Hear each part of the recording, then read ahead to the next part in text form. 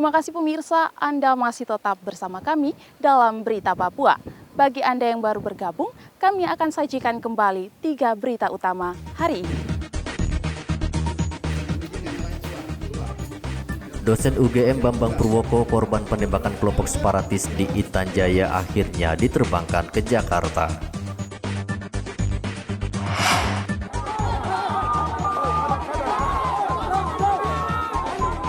Ratusan mahasiswa di 3 kota di Papua dan Papua Barat berunjuk rasa menolak Undang-Undang Cipta Kerja.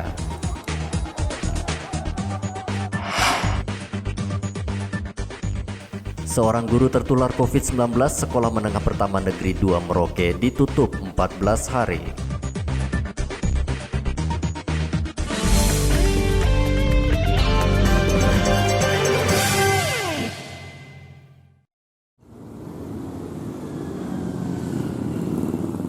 SMP Negeri 2 Merauke ditutup selama 14 hari karena seorang guru tertular COVID-19. Kepala Bidang Pencegahan Penyakit Dinas Kesehatan Merauke, Titi Karningsih, mengatakan 48 guru dan satpam di sekolah sudah dites cepat COVID-19 dan hasilnya non-reaktif.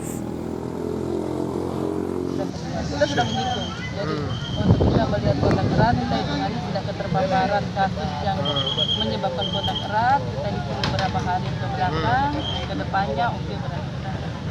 Oh gitu.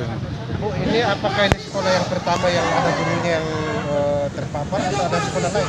Sampai saat ini baru SMP 2. Baru SMP 2 ya. Kita rapid, semuanya non-reaktif. Non-reaktif ya Bu ya. Jadi 48 semua Bu ya? Iya. Itu termasuk. Pihak sekolah sengaja menempel pengumuman penutupan sekolah agar siswa yang datang dapat mengetahui sekolah tidak beraktivitas hingga pekan depan. Untuk mencegah penyebaran COVID-19, Satgas COVID-19 juga menyemprot cairan disinfektan di setiap ruangan.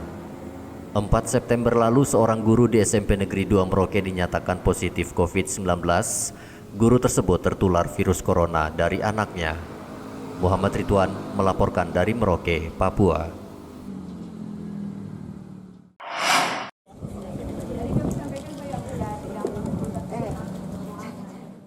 Siswa di SMP Negeri 1 Merauke mengeluhkan belajar secara daring karena merasa kesulitan mengoperasikan ponsel dan laptop. Pihak sekolah memberi pilihan pada siswa, belajar secara daring atau belajar mandiri di rumah dengan mengerjakan tugas dari sekolah. Sebagian besar siswa di sekolah ini memilih belajar secara luring, yaitu wajib datang ke sekolah setiap hari Jumat, mengambil tugas dari guru dan dikerjakan selama sepekan. Kenapa pakai luring? Tidak ada HP? Iya. Oh, yang tidak ada HP itu pakai luring ya? Iya. Oh, tapi belajar seperti ini bagaimana? Bagus? Bagus. Nah, ini kau sekolah dalam rangka apa nih ngambil tugas? Iya, luring. luring. Luring ya? Setiap minggu ya ambil tugas? Setiap hari Jumat. Setiap hari Jumat. Pius, kau ini kan ada daring, kau kan ada HP juga ya, terus ini ada luring, offline ini kan. Nah, kenapa kau pilih yang offline ini, Pius? Lebih gampang. Lebih gampang? Oh, gitu. Kalau daring bagaimana? Daring susah. Susah ya? Pembelajaran yang digunakan di sini adalah 2, pembelajaran pembelajaran daring dan luring. Daring itu melalui dalam jaringan, yaitu mereka yang punya HP Android, sedangkan di luar jaringan adalah mereka yang tidak punya Android. Ya.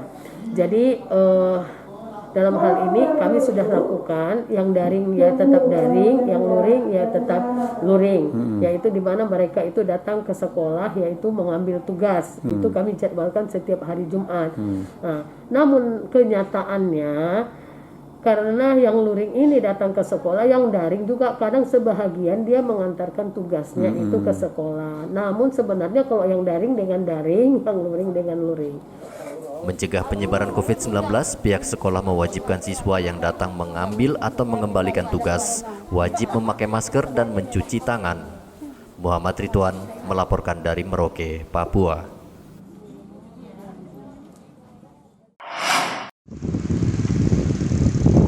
Bulog Merauke kembali membeli beras petani. Beras petani dibeli setelah ribuan petani dari 4 distrik memprotes kepala kantor Bulog 2 pekan lalu.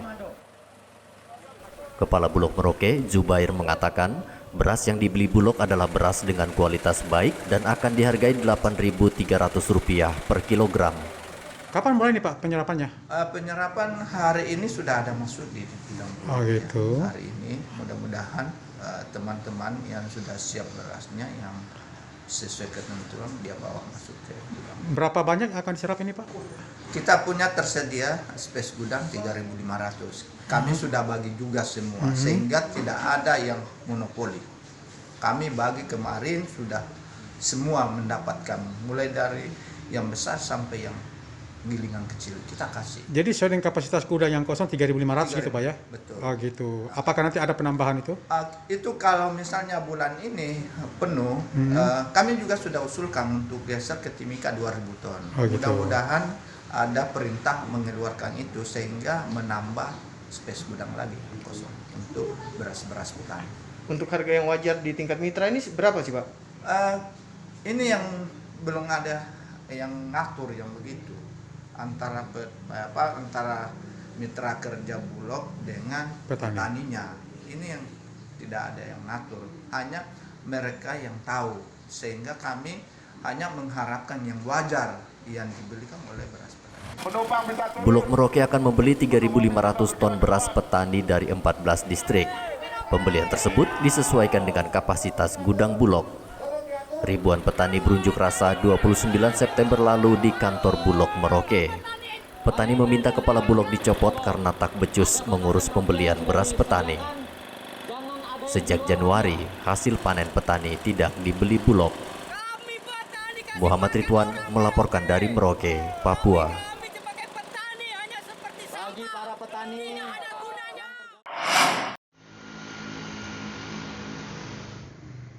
Jumlah warga Merauke yang datang ke kantor urusan agama meningkat 40% di masa pandemi COVID-19.